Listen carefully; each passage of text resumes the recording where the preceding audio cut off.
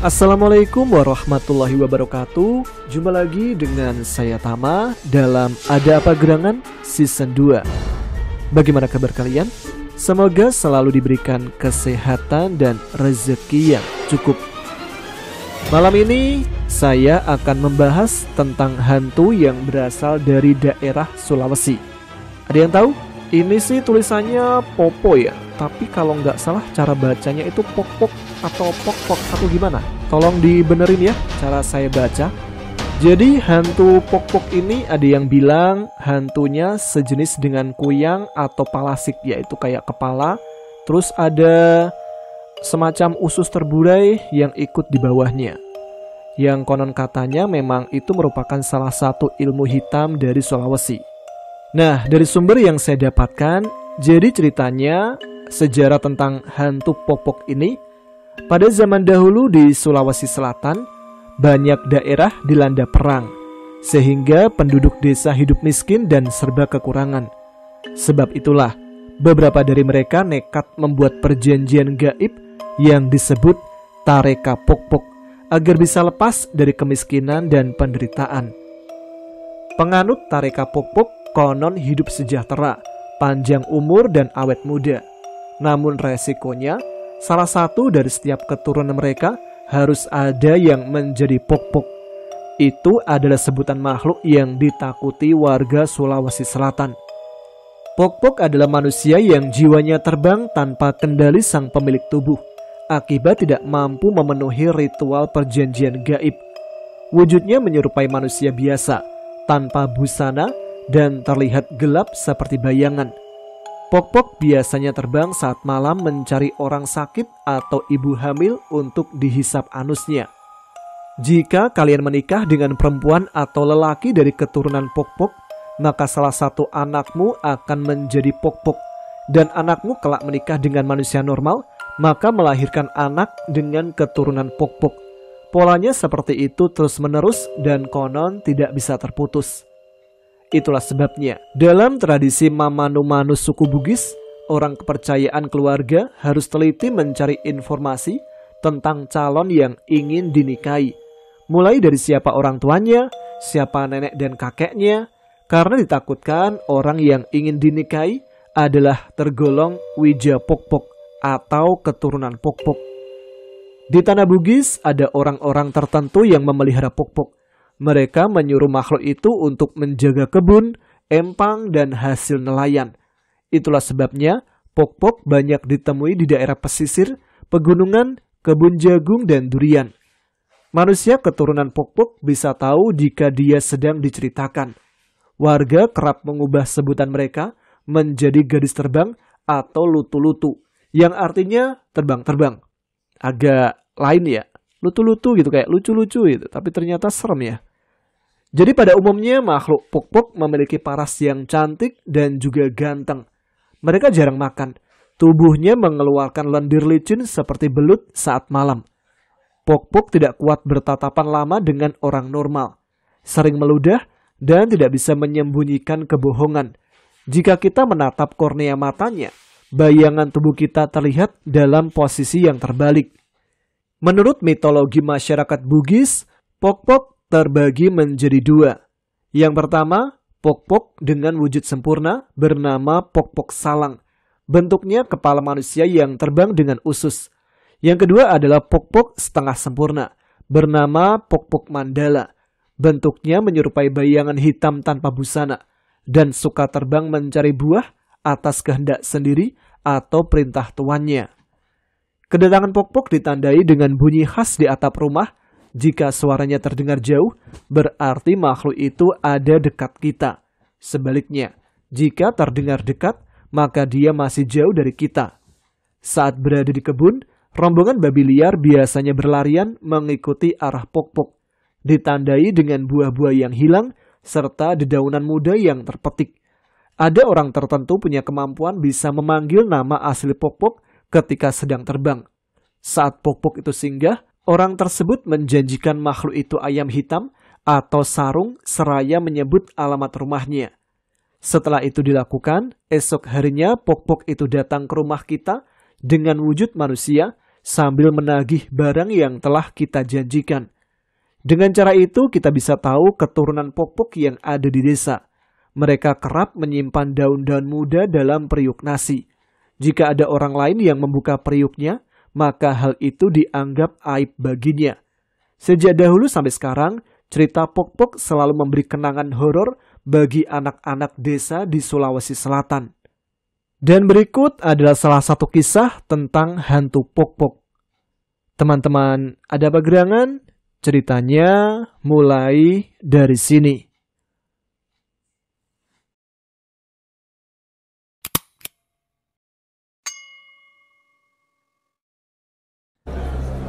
Suasana kampus sangat meriah dikarenakan hari ini diadakan kontes Ratu Kecantikan dalam rangka hari ulang tahun kampus. Kontes tersebut diikuti oleh masing-masing perwakilan dari berbagai jurusan. "Mana ada yang mampu mengalahkanku?" ucap Rasti penuh kesombongan. Harry yang mendengar ucapan hanya tersenyum saja. Memang, gadis jurusan ekonomi itu merupakan yang tercantik di antara semua kontestan. Tapi di balik kekayaan dan kecantikannya itu, dia terkenal sangat sombong, sehingga banyak teman kampus yang tidak menyukainya. Sementara para pesaingnya, Henny, Risma, dan Vina adalah mahasiswa yang berprestasi di jurusan masing-masing. Mereka bertiga dikenal mudah bergaul dan punya sikap yang baik. Selain sering mengadakan kegiatan amal, mereka juga suka membantu kawannya yang dalam kesulitan, termasuk menjadi relawan kampus. Harry yang terkenal playboy tentu mengenal mereka semua, bahkan tergolong cukup dekat. Ayo ke depan!" Linda mengagetkan Harry yang masih terlarut. Gadis dengan rambut sebahu itu tidak kalah cantik dari para peserta lain. Maklumlah, selama ini dia merupakan salah satu primadona kampus yang menjadi pesaing Rasti. Sudah cukup lama Harry mengenal Linda dan hanya gadis itulah yang bisa mengerti keluhan hatinya. Sepertinya dia tidak rela jika Harry berlama-lama di dekat para kontestan. Sementara itu, Vina, kontestan yang juga mantan pacar Harry, memandanginya dari kejauhan, seolah minta izin untuk bisa memenangkan kontes hari ini. Sejenak Harry membuang senyum kepadanya sebelum melangkah mengikuti Linda. Pada akhirnya kesombongan Rasti terbukti.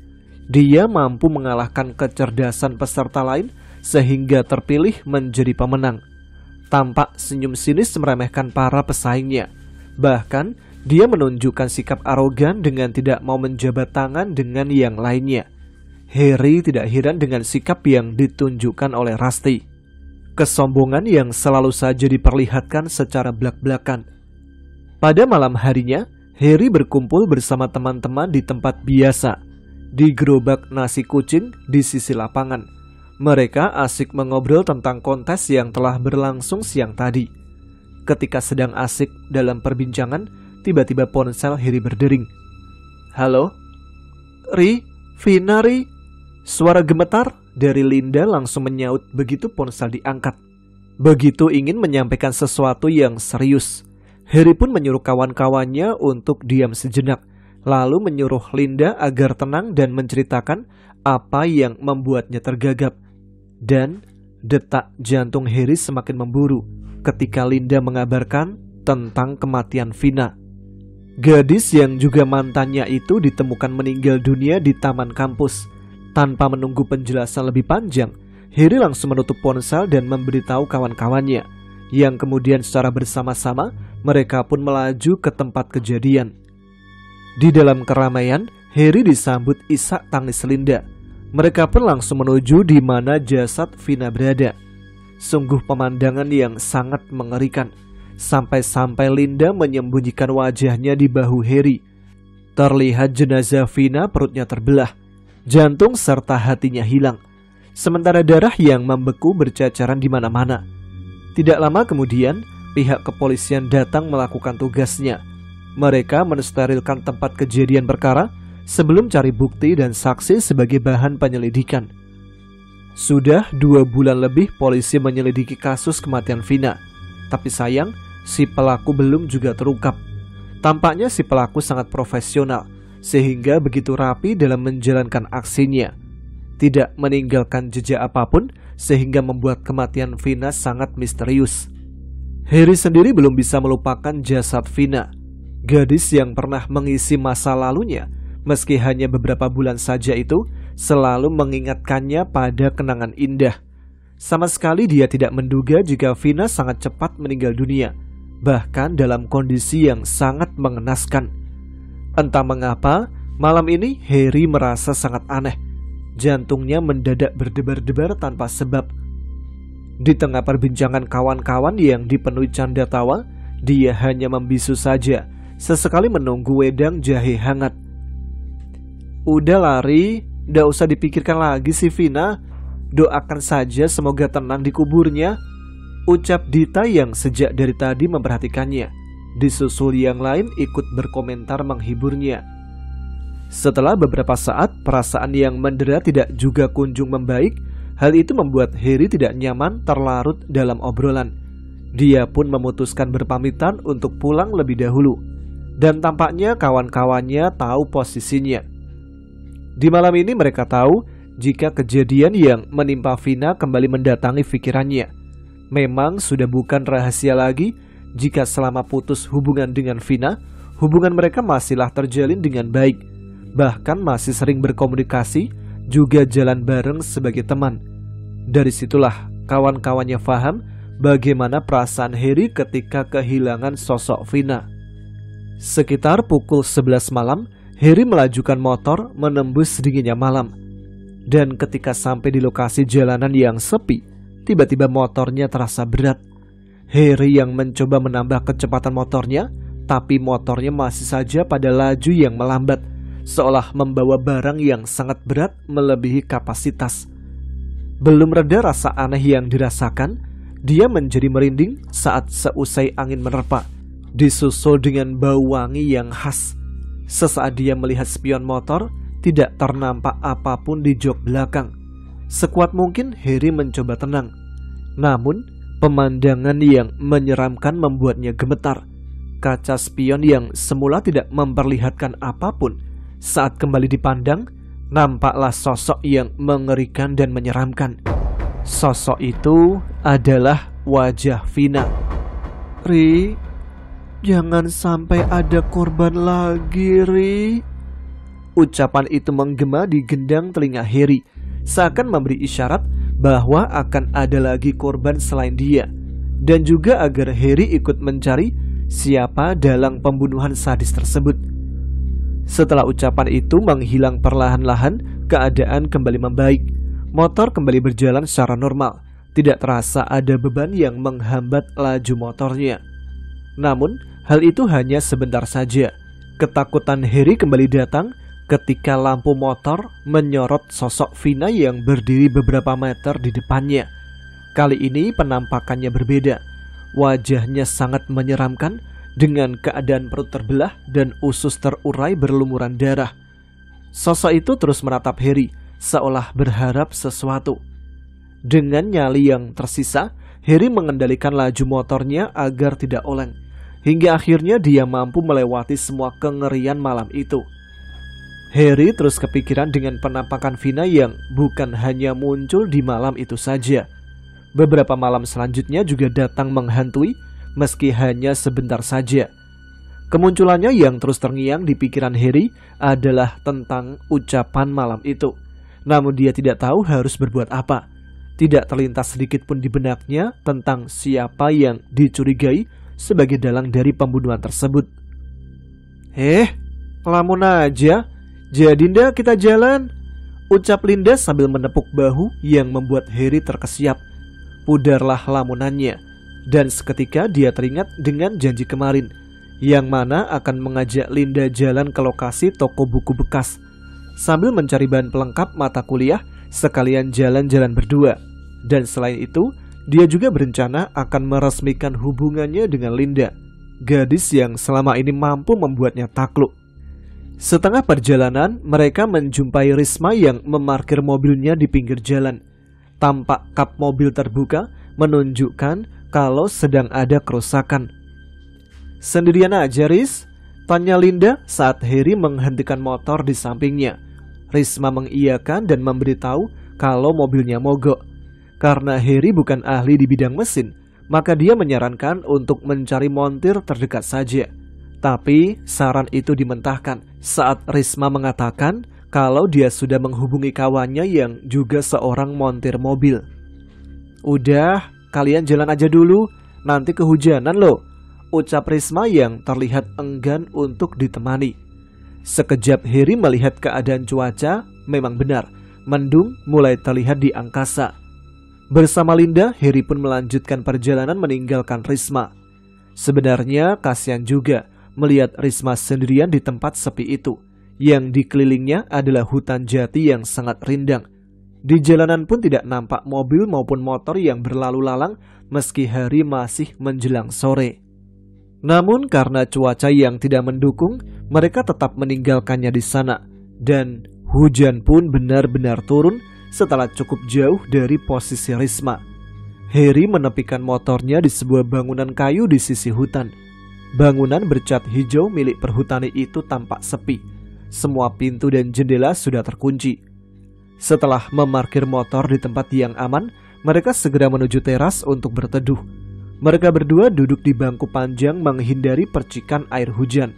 Bagi Harry, Linda semakin terlihat cantik dengan rambutnya yang sedikit basah. Wajahnya yang tanpa polesan make up juga tampak sangat mempesona. Setelah bercakap sebentar, mereka kembali saling diam melihat hamparan jalan yang dipenuhi luapan air hujan. Sejenak kemudian, Harry berpikir kalau akan mengungkapkan perasaannya di sana. Mungkin kelak akan menjadi kenangan tersendiri yang indah. Dia pun menghela nafas panjang. Sifat playboynya selama ini seakan lenyap di hadapan Linda. Segera perlahan, Harry mengumpulkan nyali untuk menyatakan cintanya. Namun mendadak mereka dikejutkan dengan suara dengungan angin yang kemudian disusul seperti suara kepakan sayap yang terdengar keras melebihi derasnya hujan. Hanya dalam hitungan detik, semua berlalu sangat cepat. "Itu tadi suara apa ya, Ri?" tanya Linda ikut terheran. Harry menggelengkan kepala tanda tidak tahu. Kemudian beranjak berdiri untuk melihat keadaan sekeliling. Tidak ada yang aneh, semua dalam keadaan normal.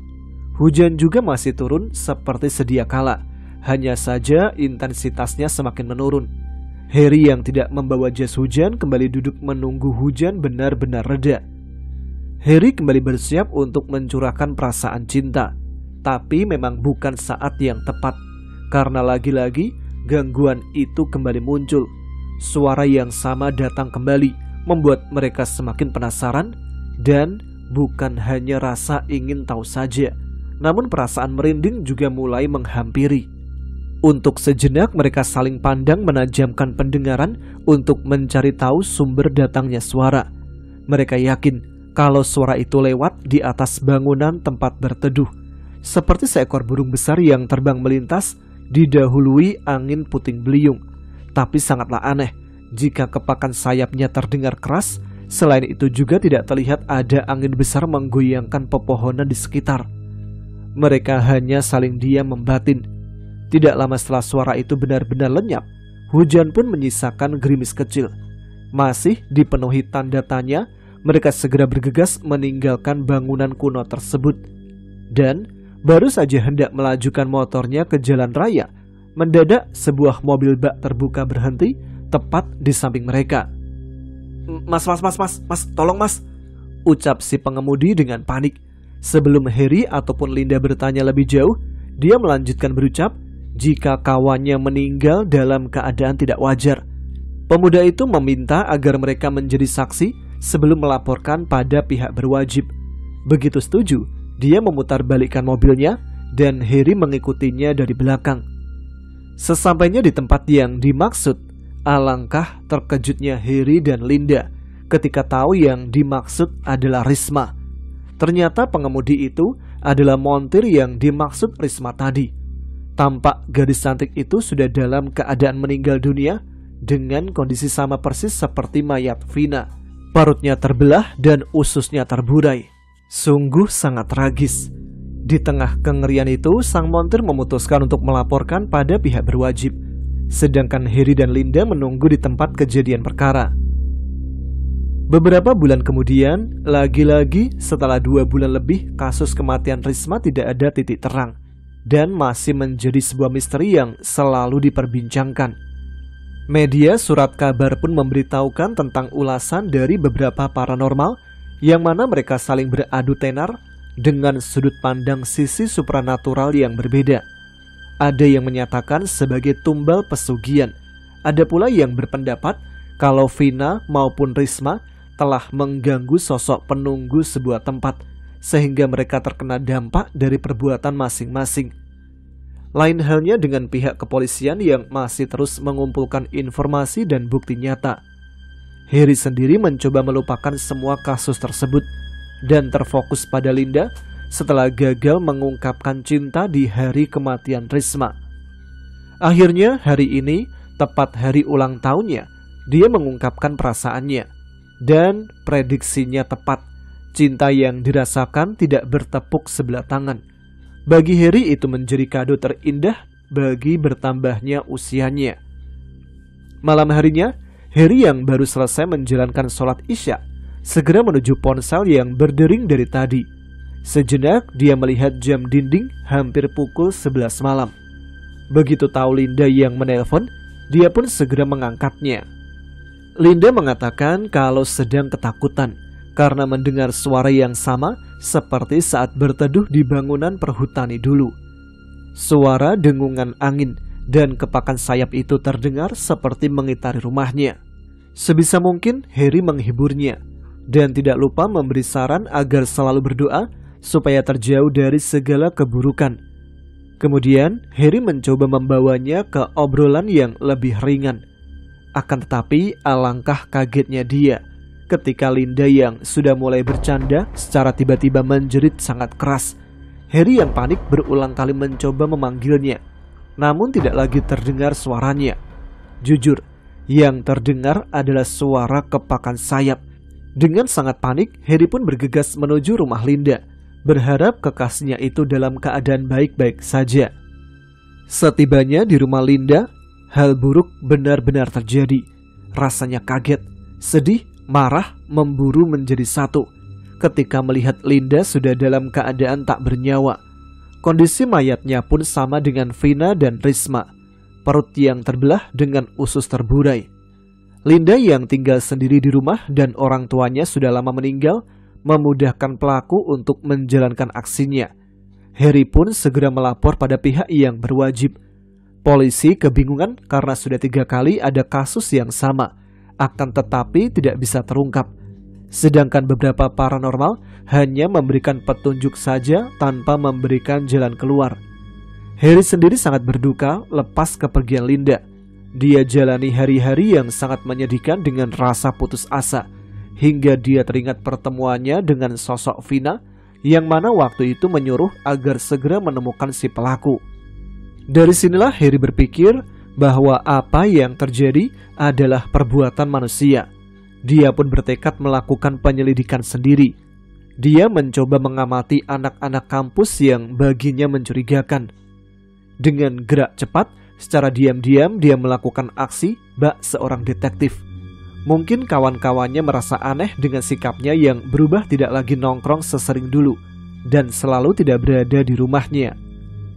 Setelah 2 minggu, Harry mengantongi 5 nama sebagai dalang dari kejadian itu. Yang pertama adalah Didit. Dia merasa ada yang aneh dengan anak kampus ini. Orangnya pendiam dan jarang bersosialisasi dengan kawan lain. Selain itu, Didit juga sering tidak ikut jam kuliah. Menurut teman-temannya, Didit beralasan kalau melakukan hal yang sangat penting di rumah. Ada salah satu kawannya yang memberitahu kalau Didit melakukan sebuah ritual bersama pamannya. Ritual yang sama sekali tidak bisa ditinggalkan. Tapi ternyata Harry telah salah paham. Setelah beberapa hari menyadap kegiatan Didit, rupanya tidak ada kaitannya sama sekali dengan kasus pembunuhan yang terjadi. Memang benar Didit membantu pamannya yang seorang paranormal, tapi dia hanya selaku penerima tamu saja. Itu pun dengan jam praktek sesuai dengan iklan di salah satu media massa. Harry juga sempat menanyakan perihal apa yang menimpa ketiga kawan perempuannya pada Paman Didit sebagai paranormal.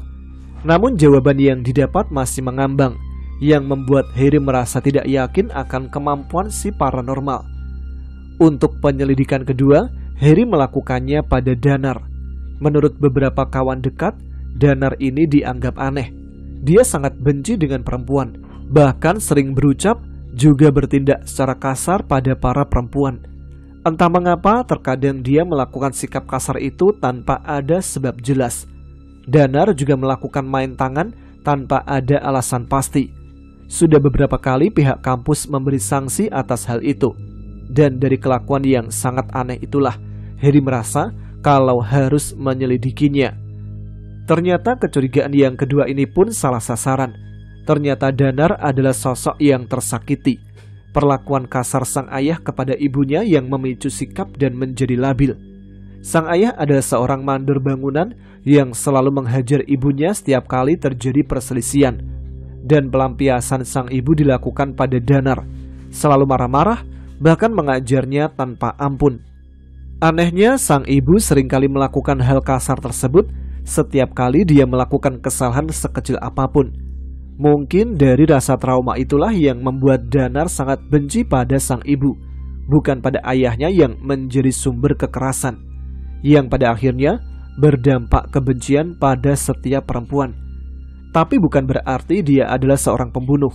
Seandainya Harry bisa dekat dengannya, dia pasti akan berusaha membuat rasa trauma itu hilang, sehingga Danar menjadi selayaknya lelaki pada umumnya, menjalankan hidup dengan saling berpasangan. Hari selanjutnya, 2 nama telah hilang dari daftar pencarian Harry. Kecurigaan selanjutnya adalah pada Hendrik, kawan sekampus yang menurut pengamatannya sangatlah aneh kelakuannya. Hendrik selalu menjauhi kerumunan dan seolah tidak mau tahu apapun tentang hal yang ramai diperbincangkan, dan Hendrik sangat acuh dengan kehidupan. Pada awalnya, Harry cukup kesulitan melacaknya, karena Hendrik tinggal di pinggiran kota yang cukup jauh dari tempat tinggalnya. Hingga suatu malam dia berhasil mencari jejak Hendrik.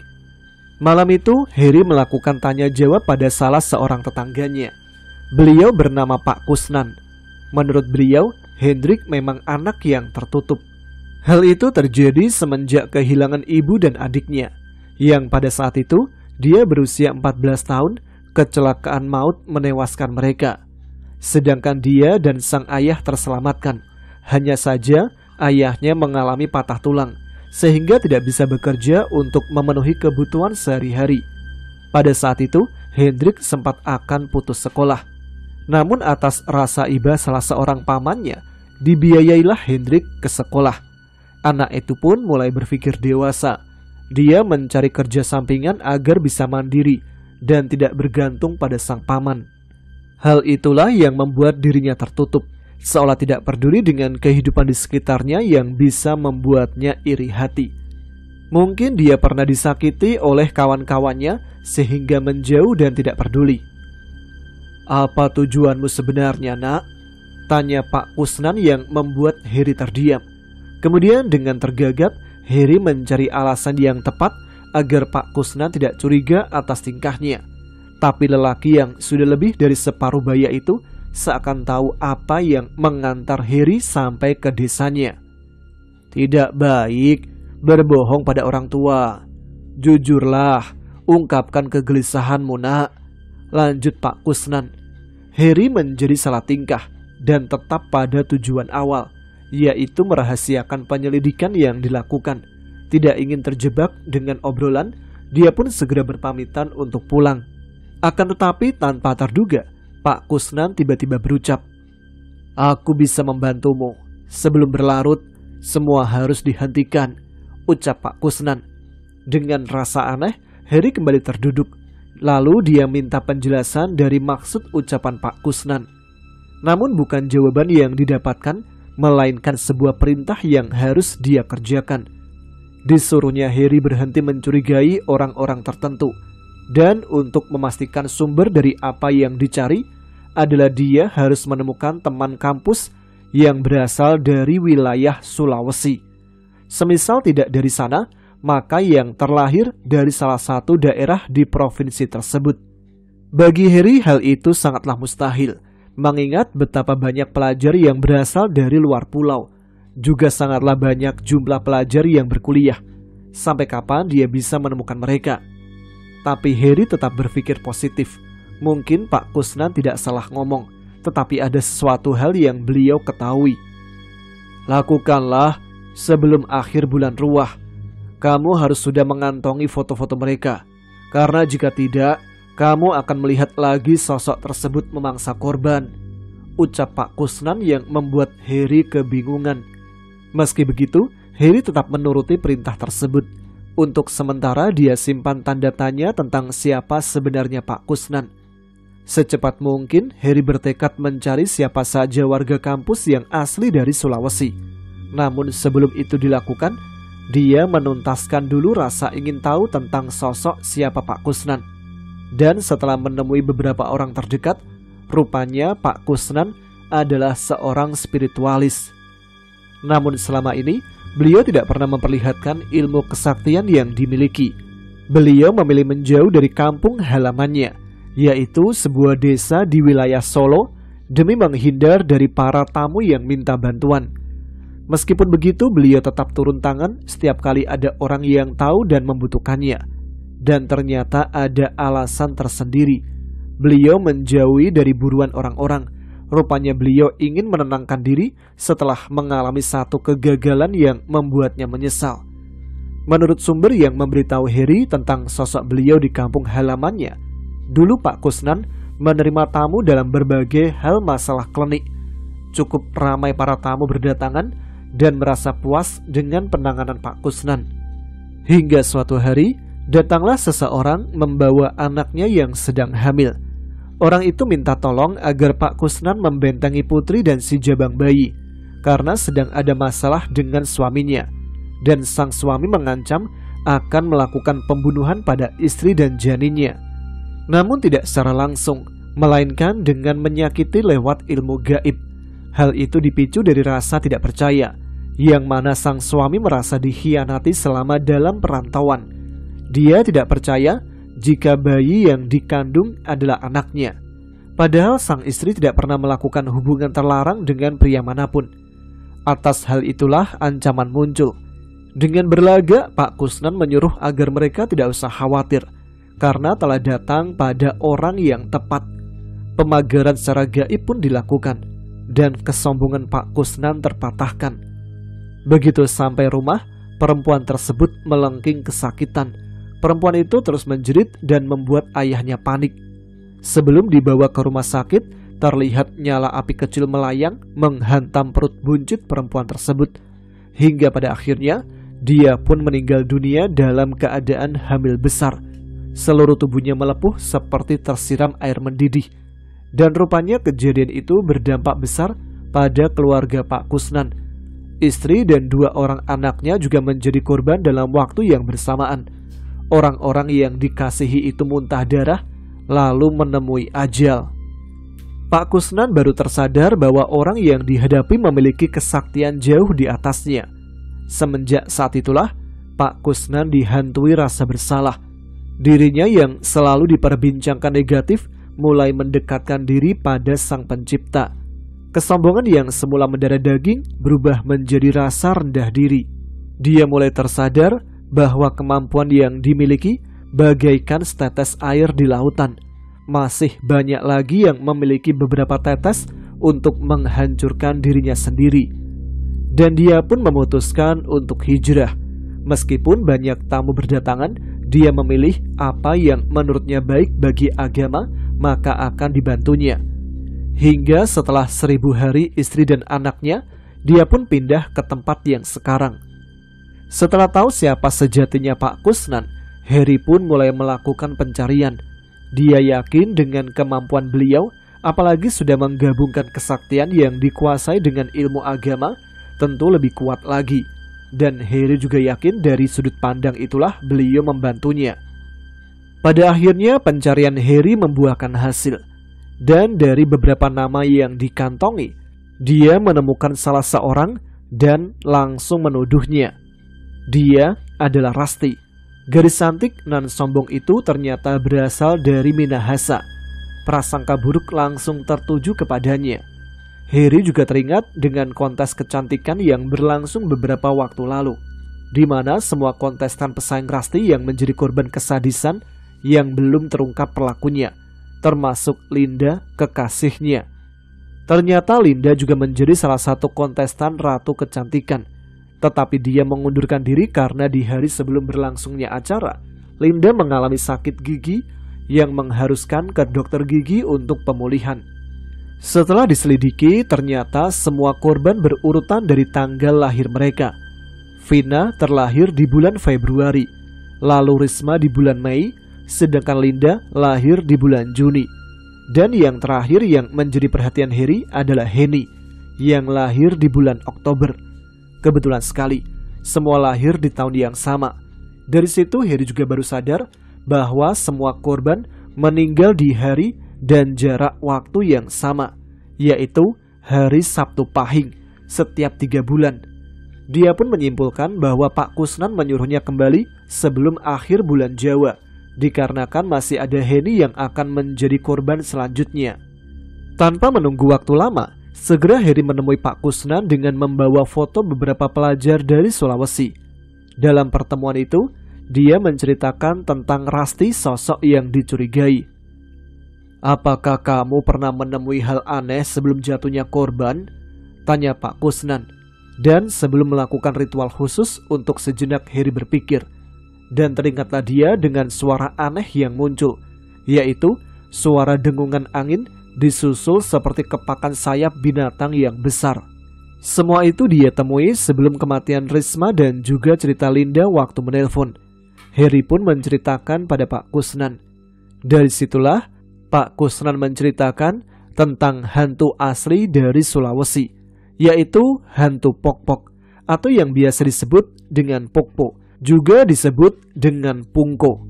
Sosok hantu yang menyeramkan ini bisa berubah wujud menjadi apa saja untuk mendapatkan mangsa, sehingga mangsanya tidak sadar bahwa sosoknya berada di sekitar mereka. Menurut kisah, Pokpok merupakan sosok manusia yang diyakini separuh iblis. Tujuannya adalah untuk memakan hati manusia demi pencapaian ilmu batin yang sempurna dan demi menjadi awet muda. Menurut para warga, wujud Pokpok adalah sosok manusia tanpa kepala.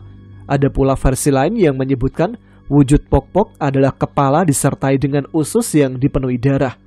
Singkatnya, sosok Pokpok ini mirip dengan hantu Kuyang dari Kalimantan, juga hantu Palasik. Hanya saja hantu ini biasanya terbang di atas atap serta pohon-pohon sambil mengeluarkan suara seperti kepakan sayap. Konon, sosok Pokpok ini juga memangsa hewan ternak, bayi dan orang yang akan melahirkan. Untuk menghindari sosok Pokpok ini, penduduk daerah Sulawesi membuat rumah yang memiliki timpal baja atau penutup hubungan yang bentuknya segitiga. Tujuannya agar Pokpok tidak mau mendekat. Sosok Pokpok ini juga diyakini takut pada bawang merah, merica, dan parang panjang. Sehingga menjelang kelahiran bayi akan ada ritual membakar kulit bawang putih atau kulit bawang merah, serta mendidihkan air agar tidak didatangi oleh makhluk ini. Tapi karena sosok ini sudah keluar dari wilayah Sulawesi, berarti penganutnya adalah turun-temurun, ucap Pak Kusnan menyudahi kisahnya. Dan ritual pun dimulai. Dikeluarkan sebuah benda bertuah yang kalau tidak salah adalah kol buntet. Kemudian beliau mengeluarkan sebuah duri pohon secang. Kedua benda tersebut disejajarkan di antara foto-foto yang diberikan. Setelah dibacakan ayat-ayat suci Al-Quran, hanya dalam hitungan detik foto Rasti mengeluarkan percikan api lalu terbakar. Pak Kusnan terdiam beberapa saat sebelum memberitahu bahwa dugaan Heri benar. Rasti adalah dalang dibalik pembunuhan berantai tersebut. Semoga Allah memberikan ganjaran yang setimpal, ucap Pak Kusnan sambil membereskan barang ritualnya. 3 hari kemudian, Rasti tidak masuk kampus. Ada yang mengatakan kalau kakinya melepuh karena tertancap duri di jalanan. Luka itu mengeluarkan nanah berbau busuk dan tidak ada dokter yang mampu mengobatinya. Dokter beranggapan kalau tetanus serius diderita oleh Rasti. Hingga pada akhirnya gadis itu pun pulang kampung. Dan ternyata selama di sana dia melakukan serangan demi serangan gaib pada Pak Kusnan. Akan tetapi Tuhan melindungi hambanya yang baik. Pak Kusnan mampu menepis semua serangan yang dilancarkan. Berbeda dengan apa yang terjadi pada Rasti. Gadis itu akhirnya meninggal dunia dengan sangat mengenaskan. Rasti ditemukan oleh warga sudah dalam kondisi membusuk, sedangkan perutnya seperti dicabik-cabik binatang buas dan organ dalamnya hilang tak bersisa. Meskipun Rasti mampu menghindari dari jerat hukum pidana, namun Rasti tidak mampu lari dari hukum alam. Diketahui kalau Rasti memang keturunan penganut ilmu hitam, hingga menjadi sosok pok-pok yang diwariskan secara turun-temurun. Kecantikan dan kecerdasan menjadi tujuan hidupnya. Hingga saat berada di luar daerah pun, dia mencari korban orang-orang cerdas dan pandai, juga cantik di sekitarnya. Diyakini kalau semua itu akan menopangnya menjadi sosok yang tidak akan pernah tua di kemudian hari. Selalu cantik, cerdas, dan awet muda. Sedangkan pencarian korban cukuplah 5 korban saja, dan itu dimulai tepat saat dia berusia 20 tahun. Mungkin usia itu sudah menjadi satu perjanjian. Mungkin dari kisah ini memberi pelajaran pada Harry bahwa begitu banyak warna hidup. Ada Didit, Danar, juga Hendrik yang mempunyai masalah hidup. Pandangan orang selalu menyudutkan mereka. Tanpa ada yang tahu, masa lalu menempa mereka dalam mengambil satu pilihan. Ada juga Pak Kusnan dan Rasti, yang keduanya berseberangan dalam mengisi alur kehidupan. Sisi baik dan buruk memang selalu menjadi pilihan. Saat ini Harry semakin menjadi dewasa. Kedekatannya dengan Pak Kusnan menjadikan dia lebih dekat dengan agama. Satu tuntunan yang sebelumnya belum bisa dia yakini. Nah, itu dia salah satu kisah tentang hantu pok-pok dari Sulawesi. Sebelumnya saya juga pernah membacakan sebuah cerita tentang hantu pok-pok ya. Kayaknya udah lama banget ya. Waktu itu ada yang kirim cerita kalau hantu pok-pok itu merupakan salah satu temannya di pendidikan militer. Ada yang masih ingat? Bagi yang lupa bisa simak-simak lagi deh video-video Ada Apa Gerangan yang sudah lalu ya. Terima kasih untuk teman-teman sekalian yang selalu menyimak episode Ada Apa Gerangan. Terima kasih untuk yang telah mensubscribe channel ini. Bagi yang belum, tentu saja subscribe dong. Lalu yang suka silakan like, dan yang mau komentar aja ya. Tunjukkan eksistensi kalian. Ya sudah, sekarang saya Tama harus pamit. Kita jumpa lagi di episode selanjutnya. Selamat malam, selamat beristirahat. Wassalamualaikum warahmatullahi wabarakatuh.